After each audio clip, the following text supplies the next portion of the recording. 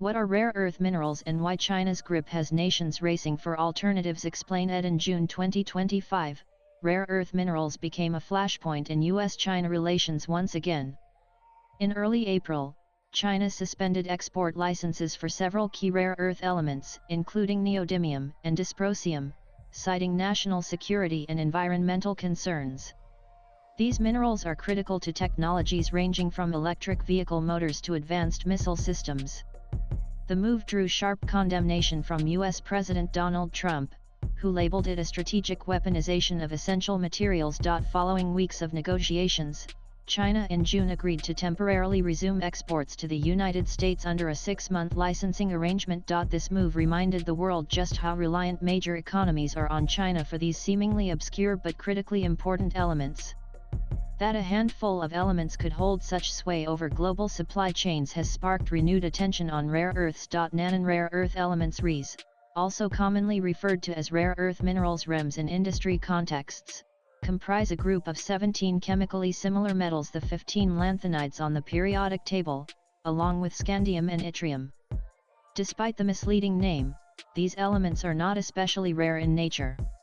What makes them rare is the difficulty of finding them in concentrations high enough for economical extraction, and the complexity of separating them from each other. Their value lies in their unique physical and chemical properties, such as high magnetic strength, conductivity, and luminescence, which make them indispensable in a wide range of modern technologies. Without REEs, the world would struggle to manufacture smartphones, power clean energy solutions, or advance military technologies. Non-rare earths are embedded deep in our modern lives. They are essential for technologies ranging from the mundane to the cutting edge. Smartphones and flat-screen TVs rely on europium and terbium for color and brightness. Wind turbines and electric vehicles use neodymium and dysprosium in their permanent magnets. Military-grade night vision, radar systems, and precision-guided munitions all depend on rare earths to function reliably. Even in medicine, these elements are crucial. Magnetic resonance imaging MRI machines use gadolinium, and various REEs help in producing contrast agents and laser surgery equipment. Their versatility across industries has earned them the label of industrial vitamin C in small amounts but critical for end product performance. Non although rare earths are scattered across the planet, few countries have succeeded in harnessing them at scale. China dominates the landscape, particularly with the Bayan Obo mine in Inner Mongolia, which is the largest rare earth deposit globally. Australia, through Lynas Rare Earths, has emerged as a significant non-China producer.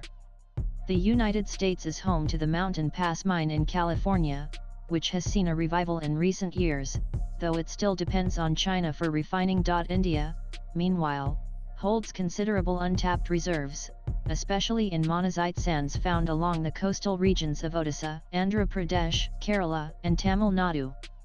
Other countries with potential include Brazil, Vietnam, Russia, and Canada, but infrastructure and policy limitations have held back their development. China's dominance in rare earths isn't due to geology alone, it's the result of long-term strategic planning. Over the decades, China built a vertically integrated industry encompassing everything, from mining and refining to magnet manufacturing. By offering low costs and lax environmental regulations, it pushed competitors out of the market. In addition to subsidizing its domestic industry, China cornered the market by acquiring processing rights abroad and investing in foreign mines. Today, it controls about 85 to 90% of global rare earth refining capacity. And when geopolitical tensions rise, Beijing does not hesitate to flex its mineral muscles, halting exports to Japan in 2010, and imposing restrictions on the US in 2025, as recent examples. In Ukraine, too, has become a focal point in rare earth geopolitics.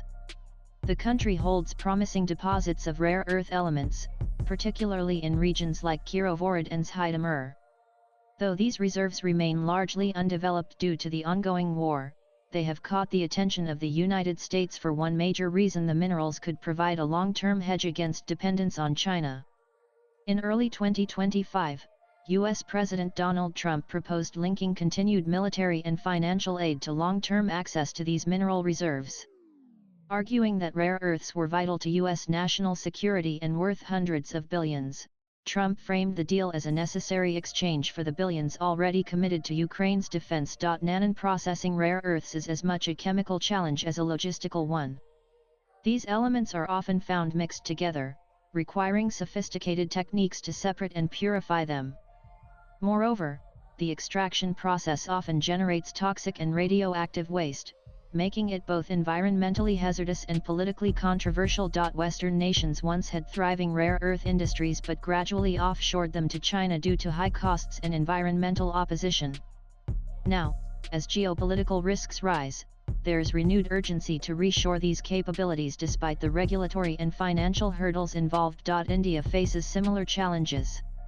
Although rich in monazite sands, the country lacks large-scale refining units and downstream industries that can turn raw material into usable components like magnets or phosphors. Most of its output is processed abroad or remains untapped. Nanan the COVID-19 pandemic, the Russia-Ukraine war, and China's export restrictions in April 2025 on key rare earth elements have collectively underscored the vulnerability of global supply chains, bringing rare earths into sharper strategic focus. In response, India has long held a geological advantage in rare earth elements, particularly through monazite-rich beach sands along its eastern and southern coasts. However, policy constraints and institutional bottlenecks have limited its ability to capitalize on this potential. The sector remains dominated by IREL India Limited, a public sector enterprise under the Department of Atomic Energy (DE), which oversees the exploration and processing of monazite due to its thorium content. Under current regulations, monazite is classified as a prescribed substance under the Atomic Energy Act, 1962, which effectively bars private players from mining it. In addition, restrictions on the export of unprocessed rare earths requiring clearances from both the DE and the Directorate General of Foreign Trade further dampen commercial incentives. Recognizing the strategic urgency, the government introduced a critical minerals strategy in 2023 and has accelerated exploration through the Geological Survey of India (GSI) and Mineral Exploration and Consultancy Limited (MECL). Production-linked incentive (PLI) schemes aimed at boosting electric vehicle and electronics manufacturing are indirectly creating demand for rare earth-based components such as magnets, batteries, and phosphors. However, without reforming mining laws, enabling responsible private sector participation, and investing in large-scale refining and magnet-making infrastructure, India risks remaining a supplier of raw material rather than a stakeholder in the rare earth value chain. Nanan China's rare earth industry has caused severe environmental damage in regions such as Inner Mongolia, particularly around the Baotou area, where years of rare earth processing have produced toxic sludge ponds and radioactive tailings. The tailings dam near Baotou, often referred to as the rare earth lake, has contaminated soil and water, exposing nearby communities to long-term environmental and health risks. Additionally, human rights concerns have surfaced regarding the use of forced labor in China's Xinjiang region, with some allegations linked to industrial supply chains, including critical minerals.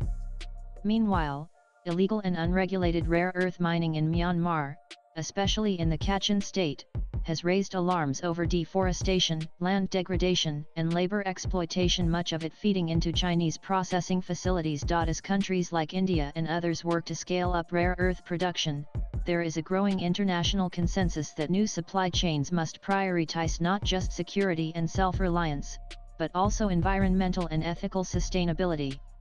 Ethical sourcing, community consultation, and cleaner refining technologies will need to become non-negotiable pillars of any responsible rare earth expansion. Nanan the next chapter in rare earths will be shaped by innovation as much as geopolitics. Research is underway into synthetic substitutes for rare earth magnets, while recycling initiatives are gaining momentum under the banner of circular economy. Deep-sea mining, though highly controversial, also looms as a potential game-changer, with rich deposits found on the ocean floor. India, the US, the EU, and others are now treating rare earths not just as resources but as strategic assets. Control over them could define technological sovereignty for decades to come. Nanan rare earth minerals are no longer viewed merely as industrial inputs, they have become strategic commodities essential to national security, advanced manufacturing, and clean energy transitions. Their limited availability in extractable forms, Complex processing requirements and widespread applications have turned them into a focal point of global competition. Swipe left for next video. China's long-standing dominance over refining and supply has exposed systemic vulnerabilities, prompting countries around the world to diversify their sources and invest in alternative supply chains.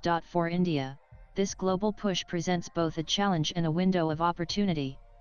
With policy reforms, enhanced investment, and greater international cooperation, India could position itself as a meaningful player in the rare earth ecosystem.